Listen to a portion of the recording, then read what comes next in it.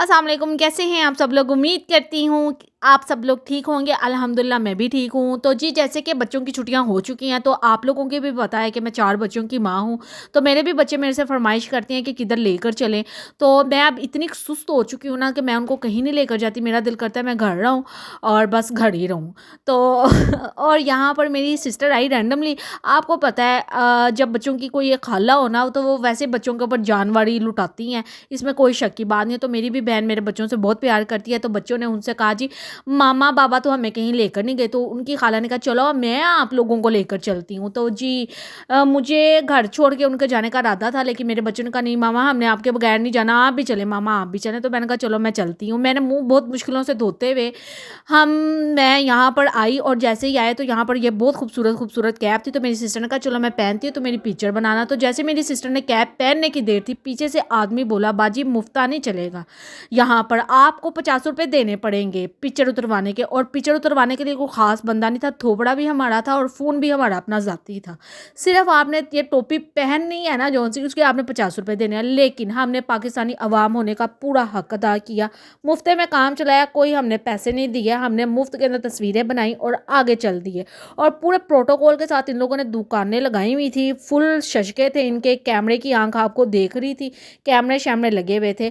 और हर वैरायटी यहाँ पर थी, हर मेला था। मुझे नहीं पता था यहाँ पर मेला लगा हुआ है, शॉर्टकट अल्फाज में मेला, एग्जीबिशन कुछ भी कह लें।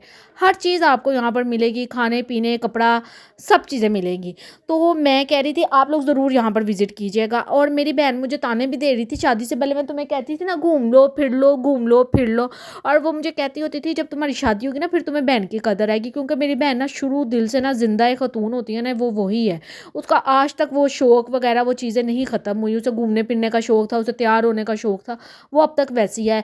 और मैं शादी से पहले कहीं पर भी नहीं जाती थी, वो मुझे बहुत फोर्स करती थी चलो चलो चलो मेरे साथ।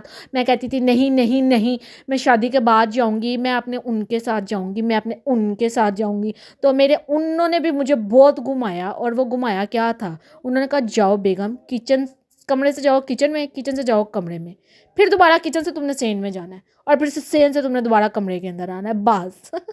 मुझे ये अपना घर अपना कमरा बहुत अच्छा लगता है, तुमने भी इसी के अंदर ही घूमना है।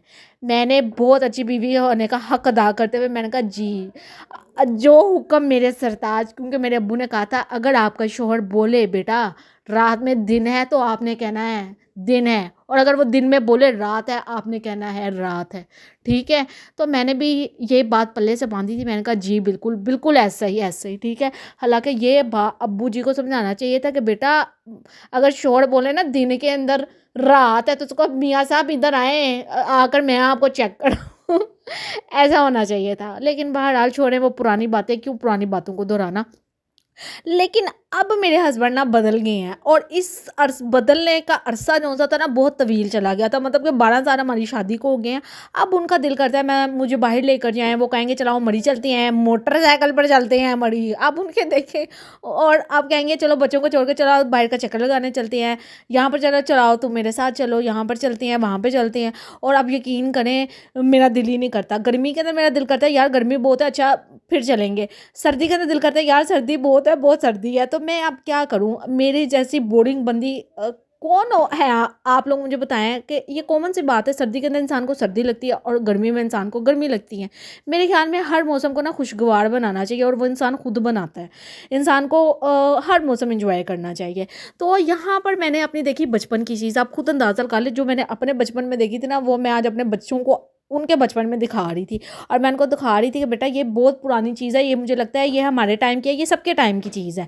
तो निशाना लगाओ। तो मेरी सिस्टर ने कहा तुम भी लगा लो। मैंने कहा नहीं मैंने नहीं है लगाना। तो मेरी सिस्टर ने कहा चला ज़रा तेरे तो मैं तवाज़न जो बरकरार नहीं ना हो रहे, तेरे तवाज़न दुरुस्त करवाऊँ। तो उसने मुझे डोली में बिठा दिया। तो यकीन करें अब तो झूले में भी नहीं है बैठा जाता। मैं कहती शौक शौक की बात होती है, किसी टाइम के अंदर कोई झूला नहीं मैं छोड़ती होती थी, ख़तरनाक से ख़तरनाक झूले ले लें।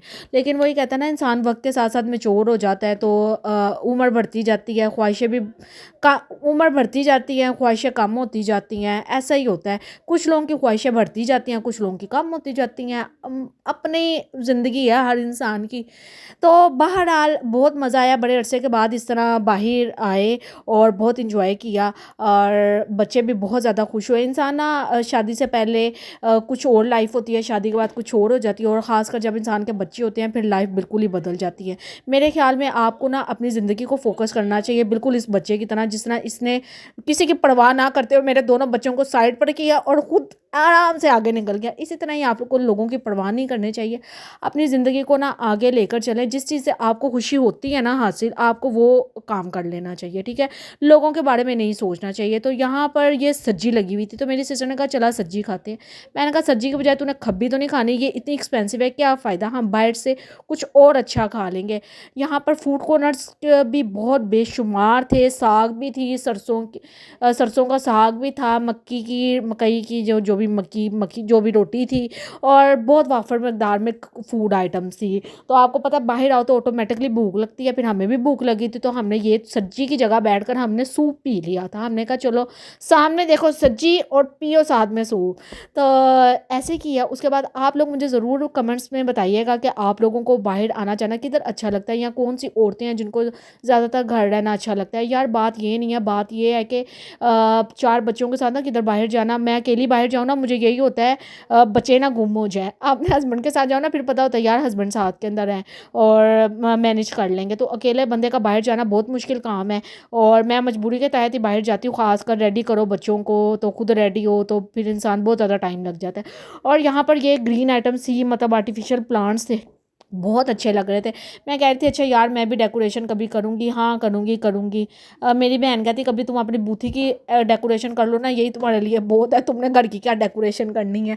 तो मैंने कहा हाँ ये भी वैसे बात है। अच्छा आप लोगों को बताऊँ, अगर आप लोगों को मेरी वीडियो अच्छी लगती है तो प्लीज़ मेरे चैनल को लाइक शेयर सब्सक्राइब कर दिया करें।